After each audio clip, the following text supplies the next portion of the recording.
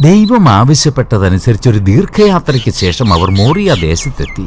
ദൈവം അബ്രഹാമിനെ ബലിയർപ്പിക്കാനായി മുകളിലേക്ക് നയിച്ചു.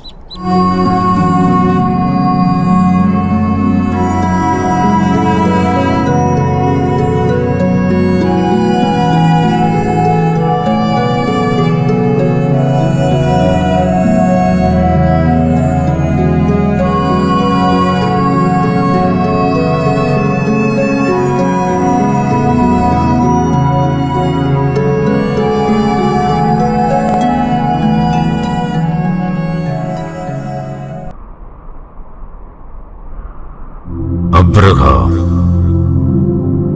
ഉപകർത്താവേ, നീ ആ കത്തി താഴെയിടൂ. കുട്ടിയെ ഒരു വിധത്തിലും ഉപദ്രവിക്കരുത്. നിന്റെ പ്രിയപ്പെട്ട പുത്രനെ എനിക്ക് തരാൻ നീ മടി കാണിച്ചില്ല. ഞാൻ നിന്നെ സമൃദ്ധമായി അനുഗ്രഹിക്കും. നിന്റെ സന്തതികളെ 1000ങ്ങളും 10,000ങ്ങളുമായി വർദ്ധിപ്പിച്ച് അസംഖ്യരാക്കും. അവർ ശത്രുക്കളെ കീഴടക്കി ഈ ലോകം ഭരിക്കും.